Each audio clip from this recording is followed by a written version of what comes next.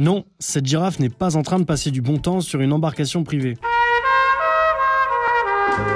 L'animal que vous voyez là vient tout juste d'être sauvé de la noyade. Je vous explique tout dans ce nouvel épisode de Green Story.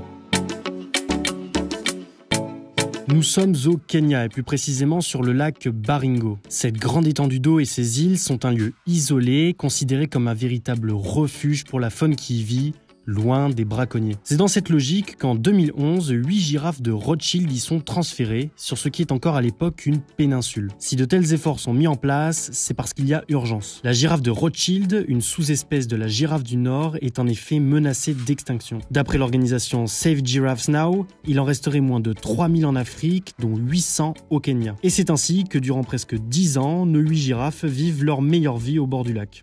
Life is good.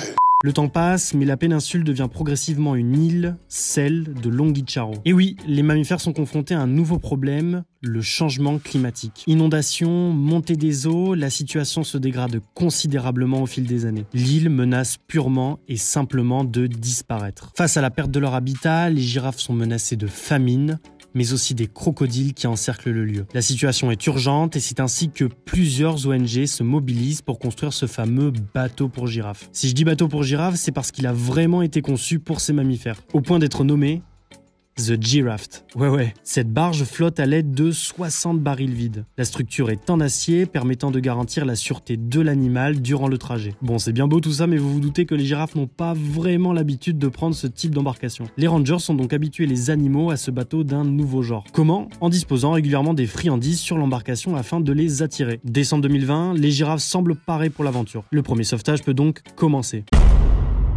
Et c'est la femelle Aziwa qui inaugure le bal. Aziwa a été choisie car elle est très isolée sur l'île et fait donc partie des plus menacées. Le trajet de 1,5 km se passe comme prévu et la girafe arrive à bon port. Pasaka, El Barnoti, Awala, les sauvetages se succèdent et avec succès. La mission se termine le lundi 12 avril avec le transfert de Ngarikoni et son bébé Noël. Toutes les rescapées vivent désormais dans un nouvel espace de près de 1800 hectares au sein de la réserve de Ruko. Une note d'espoir pour les membres de cette sous-espèce. Sauver ces girafes, c'est aussi contribuer de façon plus générale à la conservation d'un animal aujourd'hui extrêmement menacé. Sur les 4 espèces de girafes connues à ce jour, 3 sont classées comme menacées par l'UICN. Cette histoire t'a plu ?